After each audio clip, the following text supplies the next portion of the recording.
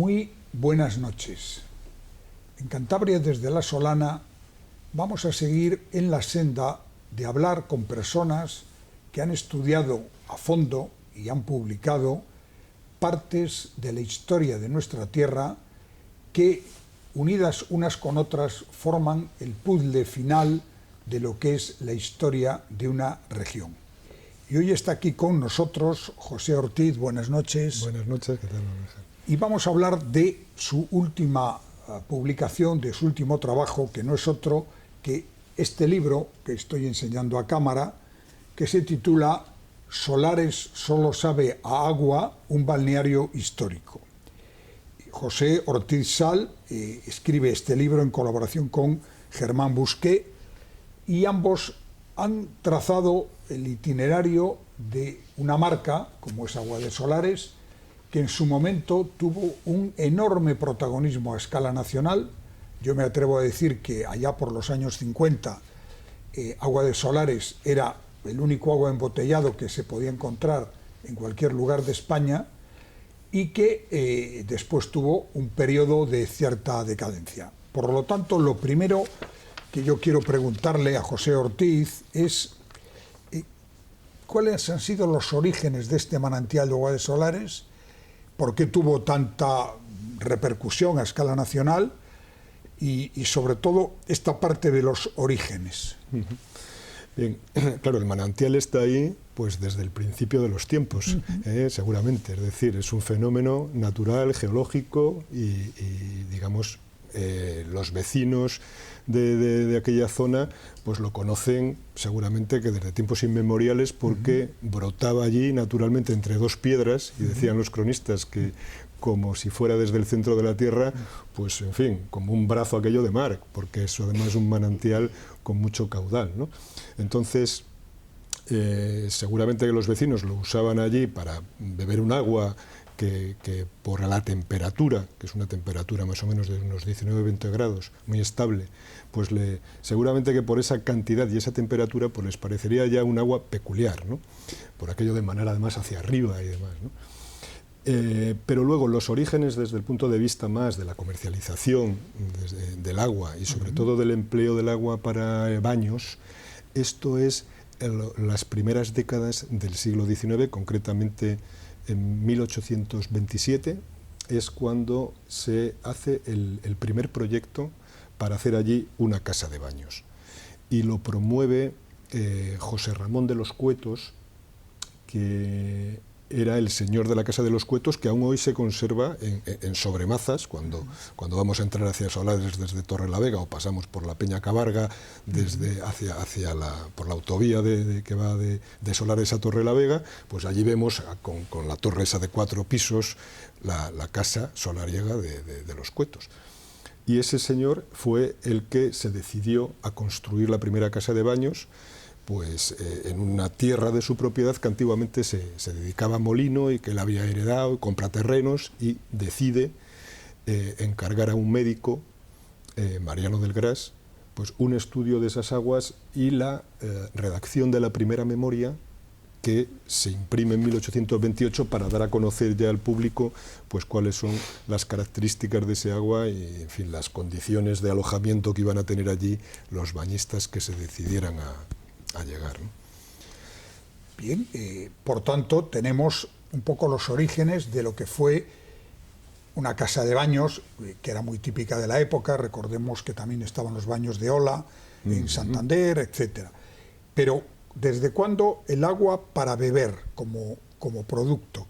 Sí, bueno, el agua para beber desde el principio. Es decir, claro, allí los vecinos tenían un agua que, como podía ser el de cualquier fuente, es decir, una fuente natural que seguía por un río y desembocaba en el Miera y tal, pero aquello pues era como una fuente y los vecinos se surtían de ello. De hecho, con el paso de los años, cuando esta familia de los Cuetos decide vender, en la década de 1870, decide vender el establecimiento a Ramón Pérez del Molino, un rico empresario minero y demás, pues se produce esa circunstancia, ¿no? Es decir,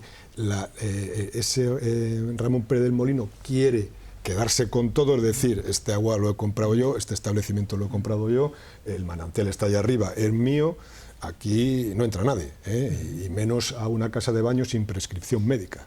Entonces los vecinos se rebelaron, los vecinos de Solares dijeron, no, nosotros aquí entramos desde siempre a coger agua para nosotros. De hecho, se producían muchas situaciones fraudulentas. Cuando ese personaje quiso, digamos, lanzarse más a la venta de agua, que desde entonces pues, se vendía sobre todo en establecimientos, en farmacias, ¿no?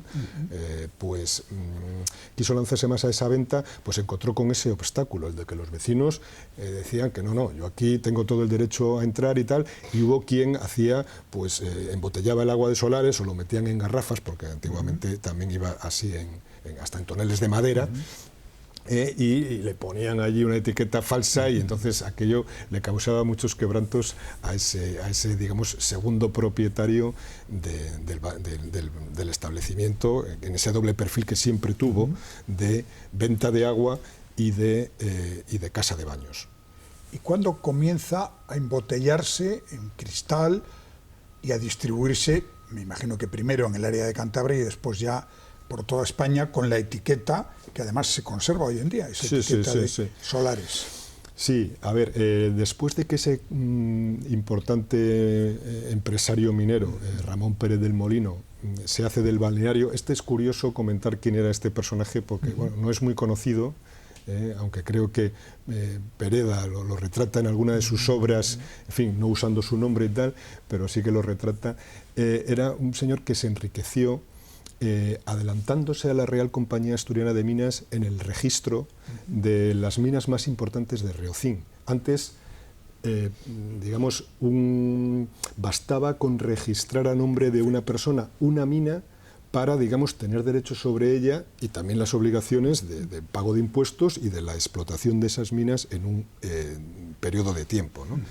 Entonces, parece ser que aunque los dueños belgas de las minas de Riocín, que luego lo fueron, pues mandaron aquí algunos técnicos a explorar las riquezas de esos yacimientos, este señor, que ya se dedicaba a la minería en Liébana y que tenía diferentes registros por Cantabria, se adelantó a registrar y luego pudo firmar un convenio pues, con Julio Auceur, un convenio fabuloso para él de rendimientos de esa mina que le duraron pues, durante toda su existencia, ¿no? Bueno, pues ese señor es el que compra ese establecimiento de Solares en 1870 y él encuentra esos obstáculos y al morir es Eduardo Pérez del Molino, familiar suyo, pero no sabemos todavía en qué grado, el farmacéutico tan conocido aquí en Santander, que luego puso también otro tipo de empresas y tal.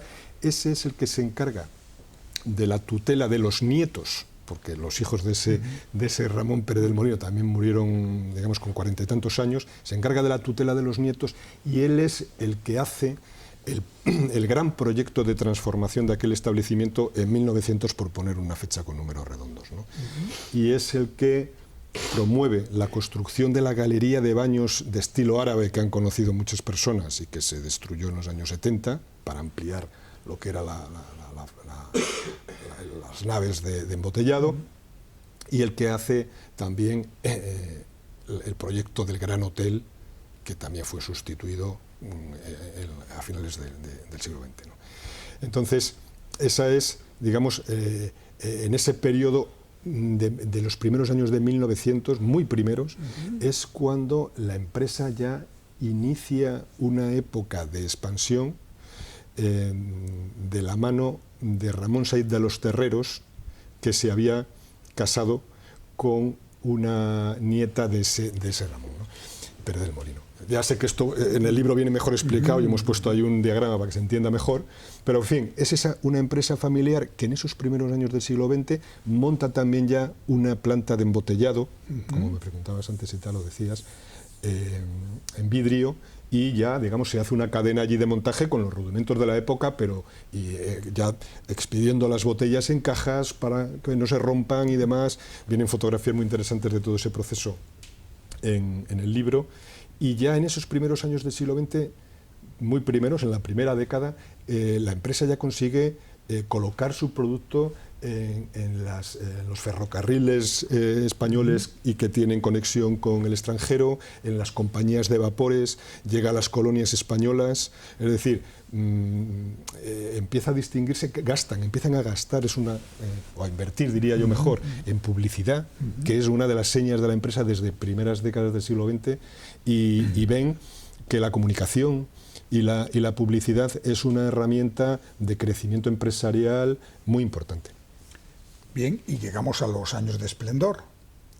Sí, esos años de esplendor realmente duran mucho, están interrumpidos por la guerra civil y concretamente en el año 36, que fue cuando las autoridades del momento aquí, tanto en el municipio como el gobernador civil, quisieron incautar, bueno, de hecho incautaron el manantial, como sucedió en muchos casos con este tipo de establecimientos, porque se consideraban elitistas y solamente selectos para una gente y tal, y entonces aquí era tanta la cantidad de agua que tenían, que lo incautaron para tener agua, entre otras cosas, el gobernador quería para Santander y el ayuntamiento quería para lo que ellos quisieran, digamos, ¿no? Para los que ellos dijeran y tal. Pero muchas veces el agua de Solares se había trasladado aquí en bombas, en depósitos, en momentos de carestía de agua, para dar de beber a la gente de Santander, claro. Entonces no era como ahora, ¿no? Entonces ese periodo, solo interrumpido por ese momento, se prolongó durante todo el siglo XX, se fueron modernizando y ampliando las instalaciones para poder producir más. Y en los años 50, 60 y 70, que es ese momento de gran expansión, de aumento de la demanda de agua embotellada, Solares hace pues la campaña de publicidad por la que es tan conocida, ¿no? O sea, invierte en publicidad de forma que los principales medios de comunicación del país, empezando por los periódicos, empiezan a publicar página completa el clásico eslogan conocido, Solares solo sabe agua. Que por cierto, ¿quién crea ese eslogan? Bueno, ¿Se sabe? En el libro, y así yo lo he visto, es José Luis Borao, el cineasta. Sí. Está así escrito en su biografía, que él trabajaba entonces en una de las agencias de publicidad que trabajaba para Solares, que tenía varias, y además a cada cual más ingeniosa en cuanto a la captación de la atención a quien ellos se querían dirigir, que era especialmente a las madres, ¿no? Porque en principio era un agua que ellos recomendaban para usar en los biberones, porque entonces, claro, el agua era potable entre comillas, ¿no? Es decir, había muchos fenómenos, digamos, adversos y tal, y este agua, ellos, para la abuela, para la madre, para los hijos, para el whisky, para los cubitos de hielo, o sea, invirtieron en publicidad mucho y la verdad es que le salió bien, porque hoy, como decías antes, pues vas a otros sitios de España y hablas con personas de más de una edad igual y si les dices Solares te dicen solo sabe agua, porque se quedó como un cliché en la mente de una generación. Bueno, ¿y cómo relatas en este libro el golpe que recibió Solares con aquella denuncia de un senador gallego que empezó a hablar de las pseudomonas y que poco menos que el agua de Solares estaba envenenado, según aquella difusión de un tema científico, pero que yo creo que estuvo muy mal explicado? Bueno, ¿Qué ocurrió ahí? Pues mira, eso lo hemos recogido en el libro. Es la parte igual más difícil porque, claro, lo que ya pasó, pasó. Y eso, si de alguna manera pues está vivo o está en la memoria de la gente, y digamos que fueron pues sucesos, en fin, hasta dramáticos, ¿no? Bueno, no hasta dramáticos, muy dramáticos, tanto para el propio pueblo de Solares como para la empresa, que supuso realmente un trastoque total, ¿no? En su trayectoria espectacular. Y entonces no huimos de esa parte, lo hemos querido decir porque si no, no se explica, ¿no?, la situación. Y en fin, pues empezamos diciendo que ese momento ya da por sí para un libro y para una tesis doctoral. O sea, da para una tesis doctoral porque habría que investigar muy bien varias cosas, ¿no? De hecho, se produce cuando comienzan las libertades públicas en el país. Efecto, ¿vale? Sí. Entonces, esto comienza con la transición y la democracia. Efectivamente. Hay un primer caso en el año 1973 que se detecta esa pseudonoma, esa bacteria. Y al parecer lo detecta el mismo doctor, el mismo jefe, el mismo político, que era un político en realidad, que viene, hemos querido meter una foto de él para que se sepa quién era, porque es que es protagonista total de ese periodo, Francisco Yuste Grijalva, que era jefe de sanidad en Pontevedra. Y entonces allí lo detectan, ¿vale?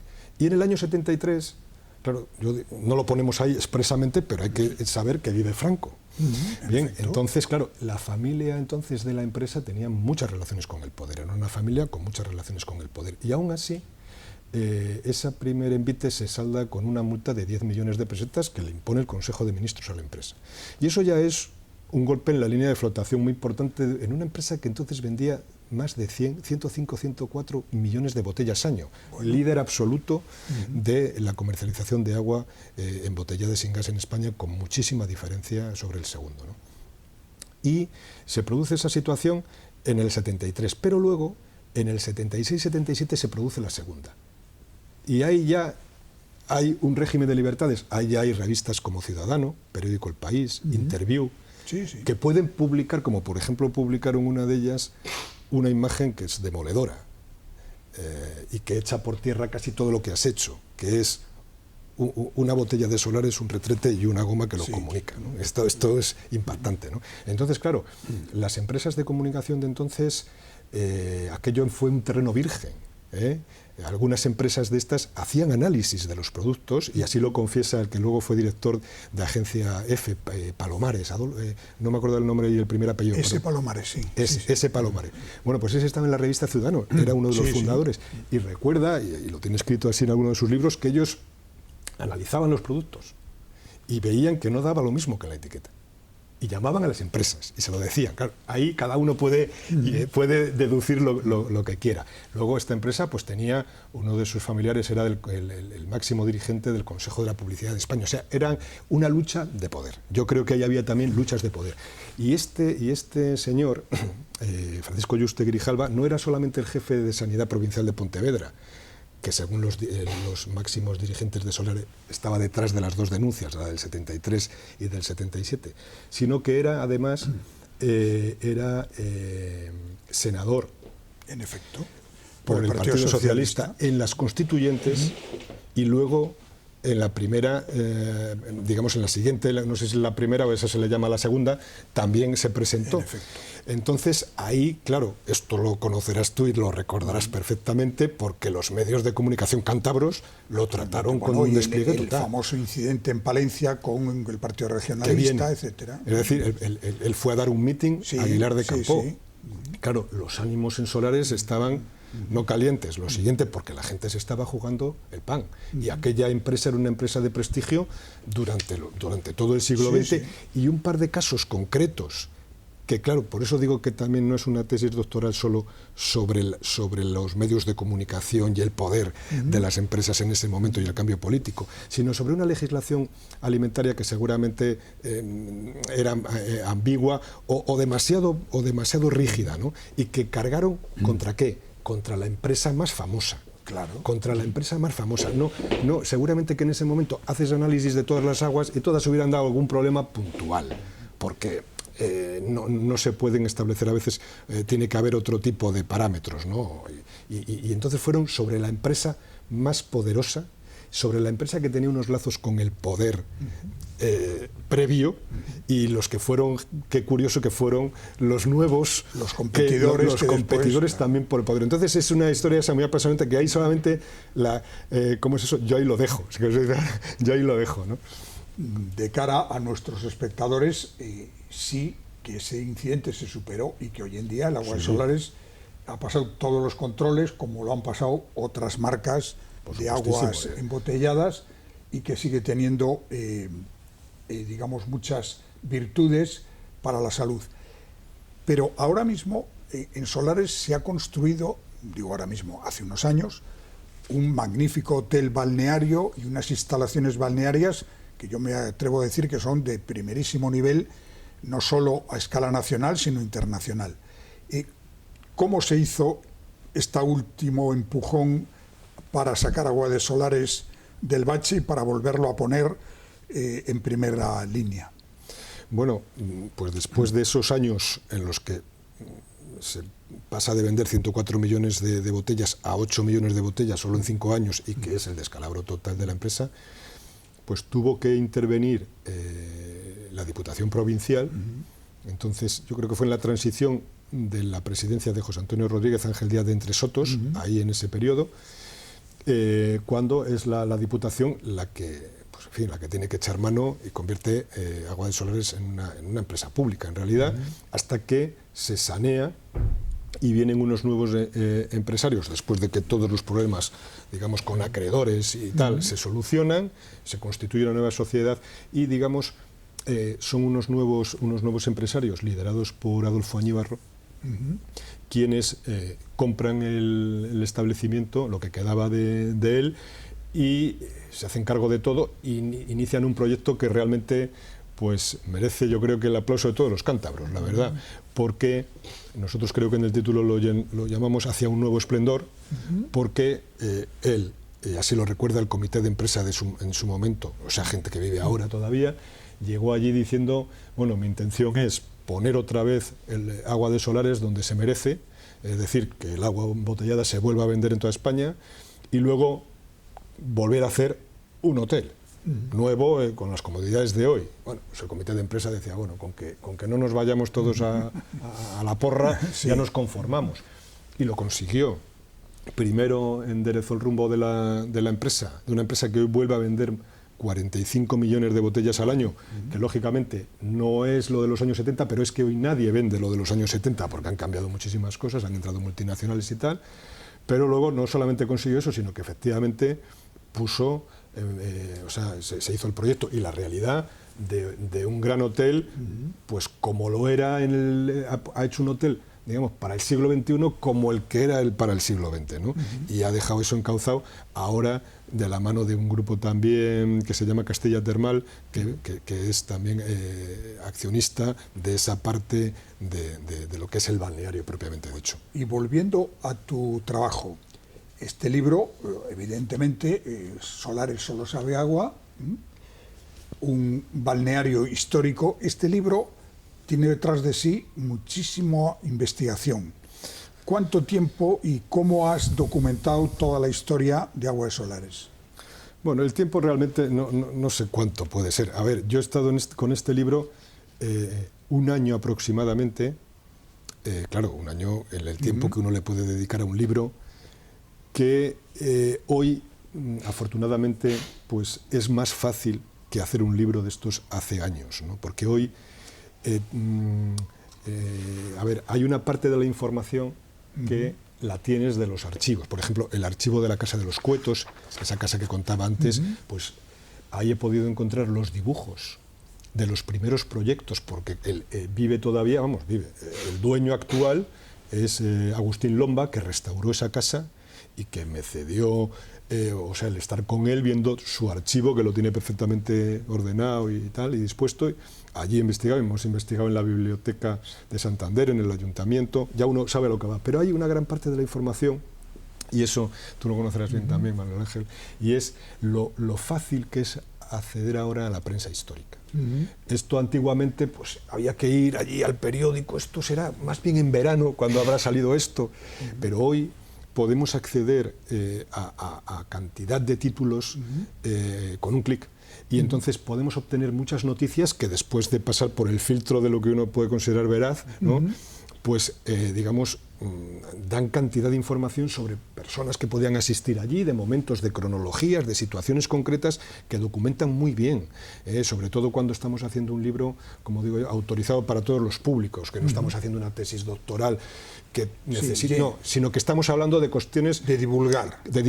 Desde la investigación y desde la redacción de hechos históricos que merecen ser tenidos en cuenta, pero con una vocación de divulgar y de que lo pueda coger y pueda tener una idea de lo que fue aquella empresa todo el mundo. Bueno, estamos hablando con José Ortiz, que es licenciado en Geografía e Historia, es autor de numerosos libros sobre Torrelavega y la comarca de Torrelavega. La idea era que pudiéramos hablar no solo de Solares, sino también de estos trabajos de Torrelavega, pero queda poco tiempo. Únicamente tiene un libro que es Esniace, los primeros años 1940-1960, Torrelavega en verso y prosa, 5 siglos de las Caldas del Besaya, etc. Tenemos que mantener una segunda entrevista para hablar más de Torrelavega, pero una pincelada, es decir, ¿cómo ves tú ahora la situación de Torrelavega con la perspectiva histórica que tú tienes y con el conocimiento que tienes del presente? Bueno, claro, a ver, la situación de Torrelavega ahora mismo pues es una situación muy difícil porque, en fin, es una ciudad en decrecimiento en comparación a cuando fue una ciudad en crecimiento, ¿no? Pues baja el número de población, baja el número de actividades comerciales, las industrias también, en fin, pues han desaparecido, ya no generan tanto empleo como antes, pues es una situación difícil, digamos, de sostener en el futuro. Es decir, hay una encrucijada ahora mismo que es muy difícil que surjan cosas y eso es lo que más echa de menos, ¿no? El otro día, en una charla que hicimos sobre edificios históricos de Torrelavega, pues yo recuerdo que decía, mira, en Torrelavega hay todo esto y además falta de ideas, falta de ideas y de financiación y digamos, de que las instituciones realmente se tomen esto en serio, ¿no? Porque tenemos 4 edificios, por poner 4 solo, ¿no?, que están prácticamente inutilizados y sin un contenido que suponga un efecto transformador de la ciudad. Y me refiero, la lechera, pues es un edificio hoy que está sin uso, está vacío, no tiene nada. Lo que fue ayuntamiento, ese gran edificio que está en el mejor sitio de la ciudad, pues está ahora mismo también, no sé si hay una oficina dentro o se va a caer, no sé, algo pero que no tiene ningún tipo de impacto sobre la ciudad. El edificio que fue el primer edificio de la Cámara de Comercio, que está en un sitio estupendo en la Plaza de la Llama, es un edificio sencillo, que no tiene tampoco nada de particular, pero el lugar que ocupa, digamos, en esa plaza es esencial, y no sé si tiene algún uso algún día de un curso, porque la Cámara tiene otra sede, que es la que normalmente utiliza. Es otro edificio en un sitio que tal. Y luego el cuarto edificio, y más llamativo, que aunque tiene un poco más de utilidad, pues no tiene la que yo creo que necesita Torrelavega, es el Mercado Nacional de Ganados, que cualquier persona, que lo hemos podido comprobar en las ferias que allí tienen lugar, una persona que venga de fuera es que se quede impresionado por aquella construcción. Perfecto. El tamaño que tiene. El tamaño, las condiciones, lo que aquello puede generar, impresiona. Y sin embargo, pues acoge unas ferias de ganado que ya están, acuden muy poco ganado para aquel gran espacio, y otros eventos pues de todo tipo que podrían encajarse incluso allí mismo, pero que falta que aquello realmente aporte a la ciudad más. Y son 4 edificios, por poner 4, pero esos edificios se pueden sustituir por el concepto ideas, ni esos edificios ni las ideas. Entonces, ahora, si no hay un trabajo de la mano entre las instituciones públicas y entidades privadas, que no sé qué nombre ponerlas, si empresas, fundaciones o como se llame, pues tienen que apostar por algo, no sé qué, pero por algo que no sea solo, como digo yo, hacer una piscina o una calle o un parque infantil, porque eso, vale, pues nos mejora la calidad de vida, pero no va a generar un flujo de dinero ni de empleos, ¿no? Y que es lo que realmente se necesita. Bien, pues muchísimas gracias a José Ortiz, coautor de este libro, Solares, solo sabe agua, un balneario histórico, un libro muy recomendable porque no deja de ser una parte esencial de la historia de nuestra tierra, de la historia de Cantabria, porque Agua de Solares, los espectadores de determinada edad lo conocen perfectamente, pero los jóvenes quizás no, ha sido un emblema de Cantabria por toda España e incluso por una gran parte de países extranjeros a donde llegaba el agua y la idea de Solares. Y al mismo tiempo un ejemplo de cómo en aquellos tiempos primitivos para lo que ha sido luego el desarrollo de la comunicación y la publicidad fue algo esencial, como las campañas publicitarias que hicieron de Solares un producto conocido en toda España. Pues José Ortiz, muchas gracias y buenas noches. Muchas gracias a ti.